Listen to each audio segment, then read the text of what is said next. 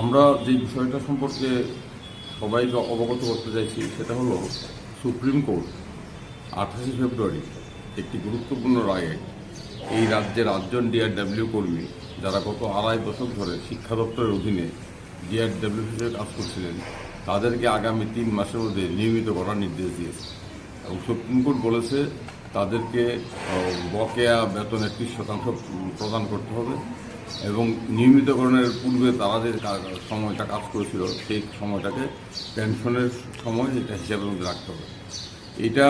এর একটা প্রেক্ষাপট আছে। 8জন শিক্ষা দপ্তরে ডিআরডব্লিউ কর্মী তারা কাঞ্চনপুর হায়ার সেকেন্ডারি স্কুল এবং গঙ্গানগর উচ্চ বিদ্যালয়ে 25 বছর ধরে ডিআরডব্লিউ হিসেবে কর্মরত। তারা ত্রিপুরা উচ্চ আদালতে 2022 সালে একটি মামলা করেছিল। তৎকালীন বিচারপতি মাননীয় অরিন্দম লোধ মহাশয় তাদের মামলাটি খারিজ করে দিয়েছিল। মাননীয় বিচারপতি বলেছিলেন যেহেতু রাজ্য সরকারের নিয়মিতকরণ স্কিম 31 জুলাই 18তে বাতিল হয়েছে তাই তারা নিয়মিতকরণ করার দাবি করতে পারেন না। এর বিরুদ্ধে আমরা ডিভিশন বেঞ্চে আপিল করেছিলাম। ডিভিশন বেঞ্চও একই যুক্তিতে আমাদের আপিল খারিজ বলেছিল যেহেতু রাজ্য সরকার নিয়মিতকরণ করার স্কিম তুলে নিয়েছে তাই নিয়মিতকরণ করার দাবি জানানো যাবে না, অধিকার নেই। এর বিরুদ্ধে এই 8জন একদম প্রান্তিক অংশের মানুষ তারা সুপ্রিম কোর্টে গিয়েছিল।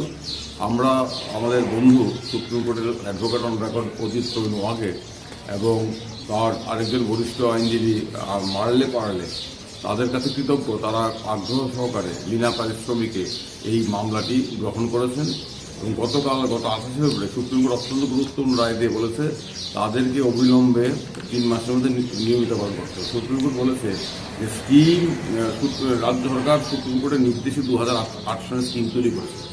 এখন স্কিম বাতিল হয়ে গেছে এই যুক্তিতে এইভাবে বছর পর বছর তাদেরকে এই ধরনের শোষণমূলকভাবে তাদের থেকে শ্রম আদায় করা যাবে না।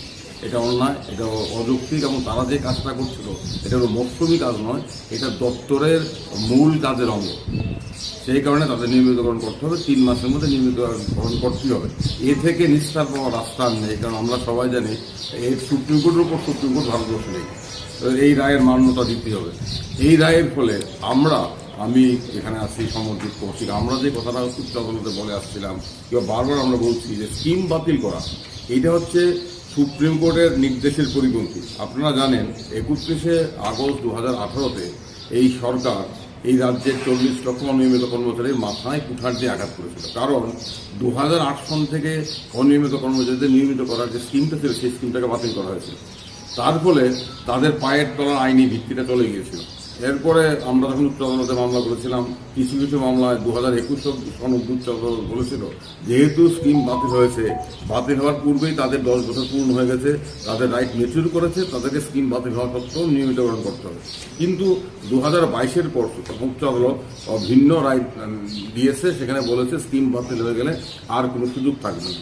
আমরা আমাদের বক্তব্য উচ্চ আদালত মান্যতা দেয়নি, আমরা বোঝাতে পারি উচ্চ আদালতকে। যাই হোক, আমরা খুশি যে সুপ্রিম কোর্ট বলেছে স্কিম বাতিল হলেও তাদেরকে নিয়মিতকরণ করতে হবে।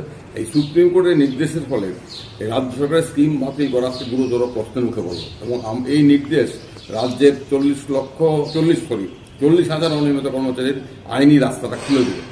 এতদিন যদি রাজ্য সরকার বলতো স্কিম নেই, কিছু করা যাবে না, সুপ্রিম কোর্ট বলেছে স্কিম থাকুক না থাকুক তুমি তাদেরকে 2.5 দশক ধরে তুমি তাদের কাছ থেকে কাজ দিয়েছো, এটা শোষণ এটা তুমি করতে পারো না। এবং তাদের কাজটা কোনো মৌসুমি কাজ নয়, স্থায়ী কাজ, তাদেরকে নিয়মিতকরণ করতে হবে।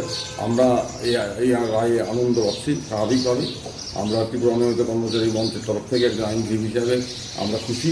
এটা শুধুমাত্র এই 8জন একদম হতদরিদ্র অনিয়মিত কর্মচারী তাদের সামনে ভবিষ্যতে রাস্তা খুলে দিল তা নয়, অন্য অনেকেরও নিয়মিতকরণের পথ সুগম করলো। আমরা আবারও খুশি যে একদম উত্তর ত্রিপুরা দণ্ডগ্রামের এই ডিআরডব্লিউ কর্মীদের লড়াইটাকে আমরা সুপ্রিম কোর্টে নিয়ে যেতে পেরেছি এবং সুপ্রিম কোর্টে নিয়ে আমরা সফল হয়েছি। তার জন্য আবারও আমি আমাদের বন্ধু অজিতকে ধন্যবাদ জানাই, অজিতের বরিষ্ঠ আইনজীবী বন্ধু সিনিয়রকেও ধন্যবাদ জানাই। আমরা সবাই মিলে কাজটা করেছি। স্বাভাবিকভাবেই আমরা এটা সবাইকে জানানো কর্তব্য মনে করছি।